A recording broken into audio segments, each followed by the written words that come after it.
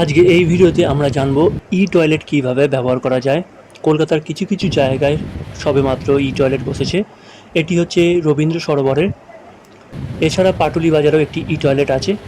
তো এই যে সামনে হলুদ যে অংশটি আছে, এখানে স্টেপ বাই স্টেপ লেখা রয়েছে কীভাবে ই-টয়লেট ব্যবহার করা যাবে।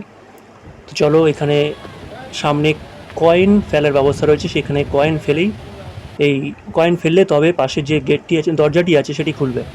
5 টাকার কয়েন এখানে ফেলতে হবে। 5 টাকা কয়েন নিয়ে নিয়েছি। তো এই ওপরের যে স্লটটি আছে, এখানেই 5 টাকার কয়েন ফেলতে হবে এবং এই যে লাইটটা গ্রিন আছে, কয়েনটা ফেললে তবে সেটা রেড হবে, অর্থাৎ তারপরে দরজাটি খুলে ভেতরে ঢোকা যাবে। রেড হয়ে গিয়েছে, এবারে দরজাটি পুশ করলে সেটি খুলে যাবে। জোরে বাইরের দিকে টানতে হবে, প্রচণ্ড জোরেই ঠেলতে হবে, কারণ প্রচণ্ড একটু বল দিতেই হচ্ছে।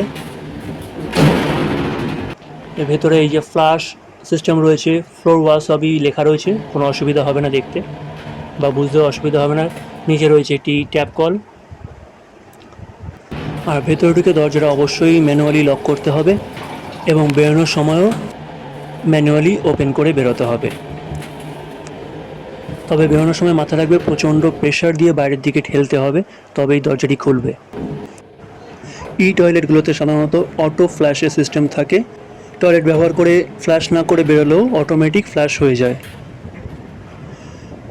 এরপরে বেরিয়ে আসার সময় ওপরে যে লাইট রেডটি ছিল সেটি কিছুক্ষণ পরে গ্রিন হয়ে যাবে। যতক্ষণ রেড আছে ভেতরে কেউ প্রবেশ করতে পারবে না এবং গ্রিন না হওয়া পর্যন্ত দরজাটি আবার খুলবে না।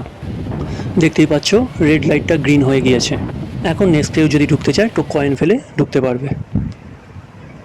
রবীন্দ্র সরোবরে 3 নম্বর গেটের কাছে দুর্গা মিউজিয়ামের পাশেই রয়েছে এই ই টয়লেটটি।